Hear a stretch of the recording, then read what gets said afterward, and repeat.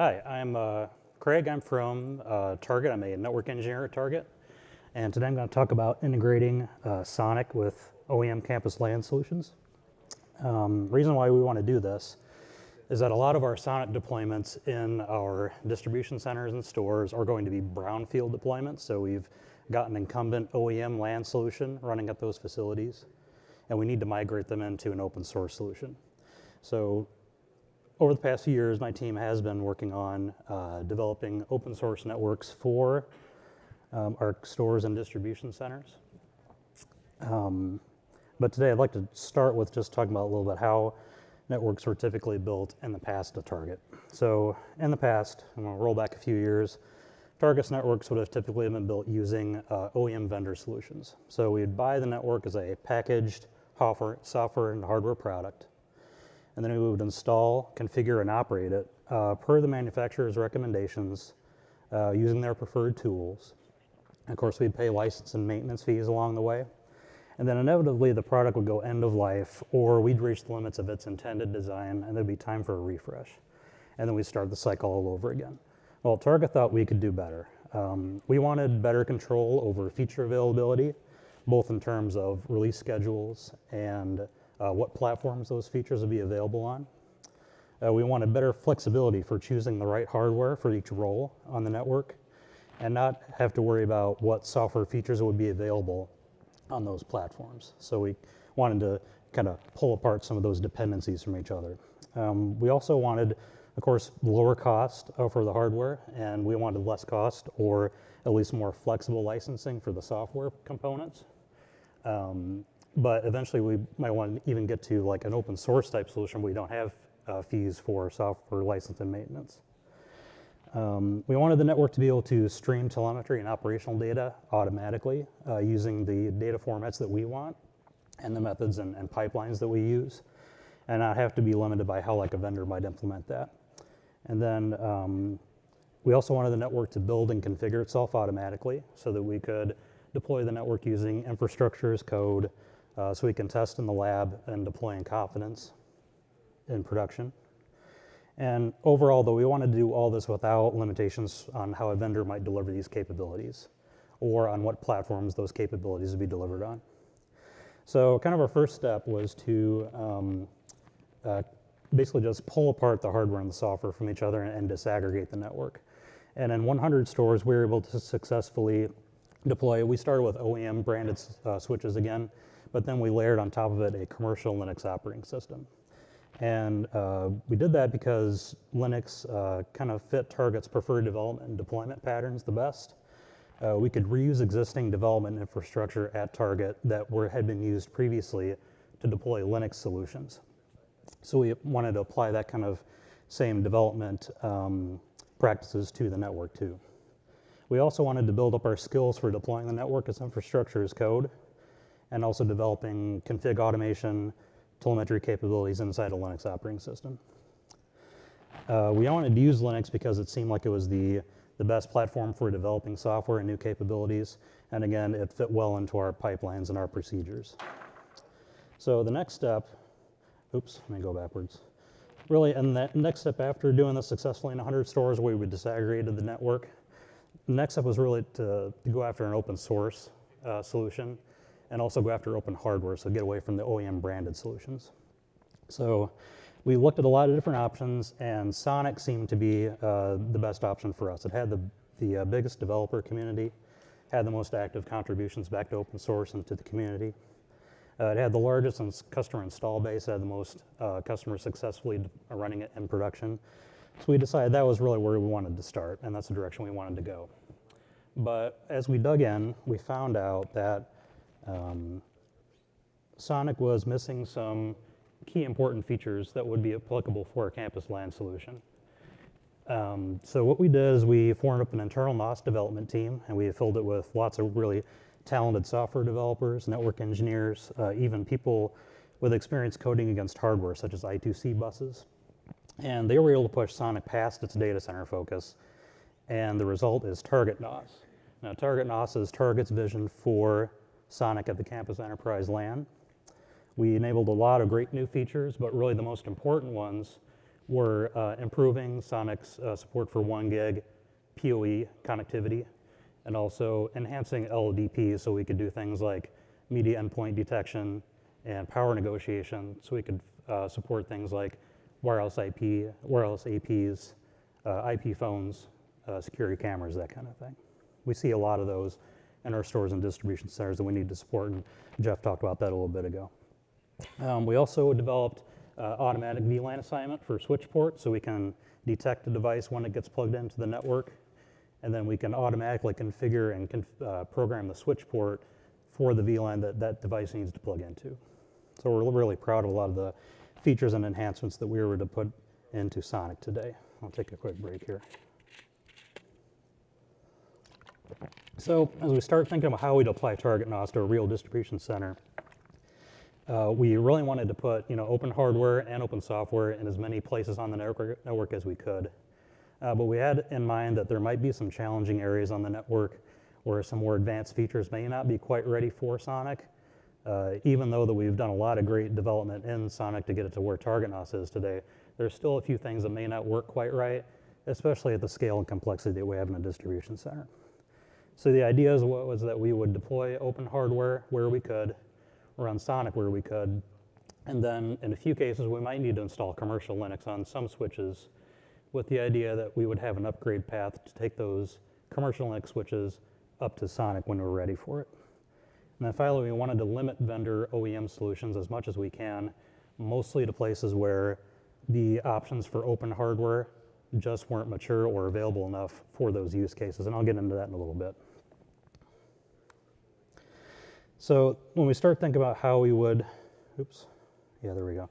When we start thinking about how we would apply that overall design philosophy to a network, this is the design we came up with.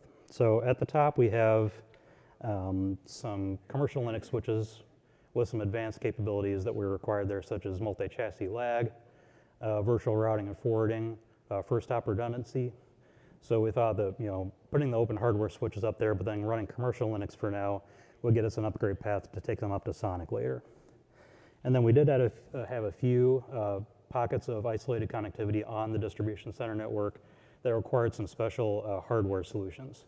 A couple of those were places like small offices, where we have perhaps a small footprint that's staffed 24/7, and putting a big data center type switch that the open hardware typically represents with loud exhaust fans and high power requirements, that kind of thing, really didn't seem like it was a very good fit for that type of an office space.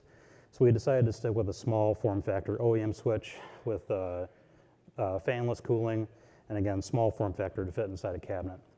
And then the other part of the network that is challenging for us is the material handling line. Now this is a little bit more of a industrial type part of the network, where we have things like conveyor belts, motor controllers, temperature sensors, and safety gates. And a lot of times switches need to be installed inside small cabinets actually attached directly to the machinery. And a lot of times we'll need like a more industrial type switch that has high vibration and temperature tolerance, and typically is a more larger heat sink, passively cooled, solid state, a little bit more rugged switch to run in a harsh environment like that. And from what we've seen is that the open hardware market has not addressed these two use cases. And we're really interested in maybe finding some new solutions for a switch perhaps that runs SONiC and fits those small form factor ruggedized type applications. But really where we spend a lot of our time in getting both the design to be as simple as we can, and also increasing SONiC's capabilities to where it's stable, is these enterprise IDFs. Now the enterprise IDFs are probably where 90% of our connectivity at the site is focused on. And again, this is where we have things like wireless APs, IP phones, workstations, printers, and they all need simple layer 2 1 gig PoE access. So we spent a lot of time making SONiC work there, and we saw a lot of benefits from the more enhanced config automation with the automatic VLAN assignment, better streaming telemetry, better visibility of the switches, automatic deployment, and zero-touch provisioning. And so we saw a lot of advantages by getting SONiC to work really well in that use case. So we start to think about how are we going to make this kind of network work. We got a lot of moving parts, a lot of different pieces that need to kind of work together. And the first issue that we're into with campus LAN is spanning tree. Now, spanning tree is available on all these different platforms, but it all operates just a little bit differently. So on the SONiC switch, what we see is that SONiC only really runs per VLAN spanning tree today, PVST. So that's pretty easy to work with. We had a lot of experience with PVST. But then the commercial NICs that we chose for this use case, it fit Target's development and design patterns and development and deployment patterns really well. But at the scale that we need it, it only really runs multiple spanning tree. And if you have any experience with multiple spanning tree, you're going to have to interoperate with PVST. You know that MST only really operates on VLAN 1 untagged interfaces or untagged VLANs. And then it treats pretty much all the other spanning tree traffic from those secondary VLANs as just simple layer 2 traffic.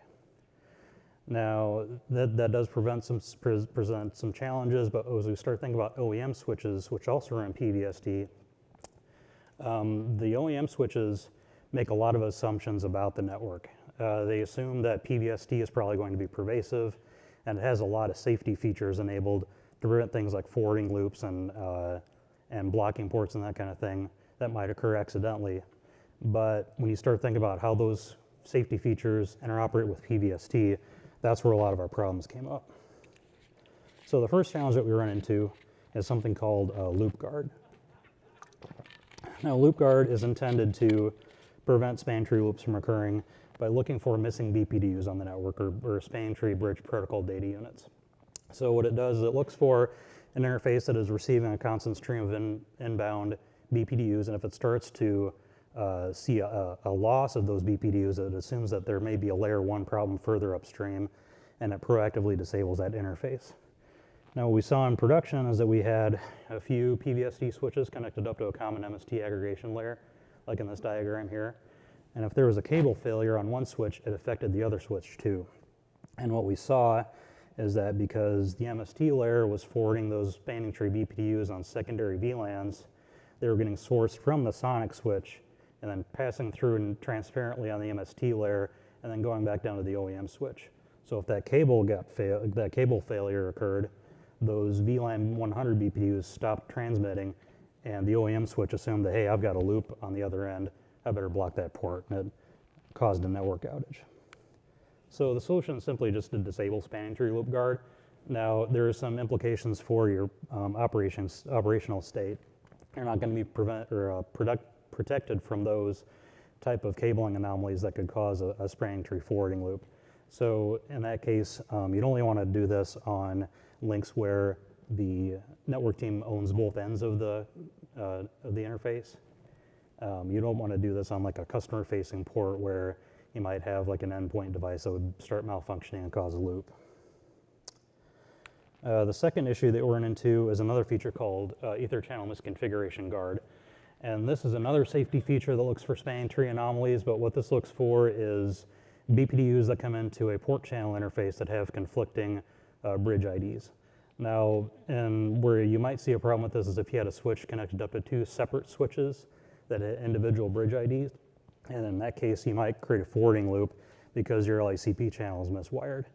But in this case, what we saw is, again, we had several SONiC switches and OEM switches connected into a common MST aggregation layer, and all those secondary BPDUs were getting forwarded and transparently forwarded through the MST layer and back down to the OEM switch. So you'd see BPDUs coming in from the left switch on AB, and then you'd see another BPDU from CD, and then the misconfiguration guard feature got confused and thought that I must be plugged into two separate switches. I better disable that spanning tree link. So what we saw in production is the SONiC switches were fine, but the OEM switches kept on randomly disabling their uplinks. So again, the simple solution is just to disable that feature. Again, we do have some implications for operational state and can be protected from those common anomalies. So you only want to do this on switches where the network team controls both ends of the link.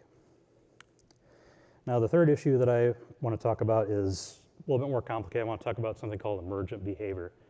Now, and these are the kind of problems that you're not able to see these very easily in a lab environment. They're hard to predict, they're hard to diagnose, and they're hard to understand, like, why did it happen and how do I prevent it from happening again?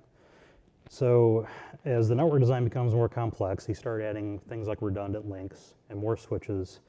You start to see intersections of protocol implementations and features producing unexpected behavior. And sometimes you see bugs cropping up as a result. So, in general, spanning tree in a mixed environment is known for blocking ports inappropriately or creating forwarding loops due to some extra complexity. So we encountered a problem in production where we had multiple SONiC IDFs connected into an MST layer, and then we were performing maintenance on those active LACP links. Now, one thing to understand is that in this particular implementation, I think this might be pretty typical for MCLAG, multi-chassis lag, is that only one set of links is forwarding at any given time. So it's the primary link is actually doing all the traffic forwarding, and that secondary link going to the secondary MCLAG switch is just kind of sitting idle as a secondary link and waiting for that primary link to fail. So we encountered this problem where we were doing maintenance on the primary links and we created a spanning tree loop, and we were trying to understand why that happened. And as we dug into it, we found out that there was a bug in the MCLAG and spanning tree code that was preventing some packets from getting forwarded. So in this scenario, we have two MST switches at the top connected to two SONiC IDF switches, and then we have an OEM switch that's part of that, again, brownfield deployment, the legacy network that we need to migrate off of. So in this situation, we have a spanning tree interface blocking northbound, and everything seems to be forwarding just fine without any issues. But the issue that we run into is that when we have a link failure due to either maintenance or a cable failure, we create a spanning tree loop. And what was happening is the primary LACP channel on SONiC IDF1 flips over to the secondary MCLAG switch, but the second SONiC IDF still has its primary link over to the primary switch. And what we saw is there was a bug in the spanning tree code that was preventing the VLAN 100 BPDUs from being transmitted across the pure link. So SONiC IDF1 was forwarding its BPDUs up to the secondary switch. They were getting dropped, and then we didn't see those spanning tree packets coming back down to the second IDF switch. So the spanning tree logic in SONiC decided to start forwarding that interface, and we create a spanning tree loop because SONiC IDF is talking to primary, primary is talking to secondary, secondary talks to IDF, primary, IDF1, down through the OEM switches, and we got a forwarding loop. So how do you fix this kind of problem? Well, the solution ends up being fairly simple. We just disable that secondary link. And we designed that, we wanted to have redundancy for that temporary situation down there while we were still moving endpoints off of the legacy network onto the SONiC IDF switches. But it turned out that the secondary link for redundancy created more problems than it solved. So it would create a spanning tree loop if we ever took down that primary LACP link on the switch that was forwarding and not blocking. So this was the simple way to do it. Now, if there was a failure on that link, we'd have to manually fail it over, replug that interface back in, but it prevents a spanning tree loop from occurring that would affect the entire network. Now, this is, again, a temporary situation. What we probably would have done in production if we needed to keep this as a permanent solution was to simply run more fiber links from that OEM switch up to the aggregation layer and treat it like a regular IDF. But given that this was a temporary situation, we wanted to keep the network simple and keep costs down while we were working on getting the network migrated. So in summary, Target's network, open network is live. We made pragmatic choices. We made a simple yet flexible design. We carefully tested interoperability in the lab, and we fit SONiC where it works the best for now. We left ourselves an upgrade path to go to SONiC at those distribution and aggregation layers when the software was ready for it. And then finally, we used OEM solutions where the hardware for open switches just isn't available yet. And we're hoping that we'd like to see some advancements in open hardware switches for some of those more specific use cases. Lab testing increased our comfort level, but small production pilots teased out problems before they came to large impacts.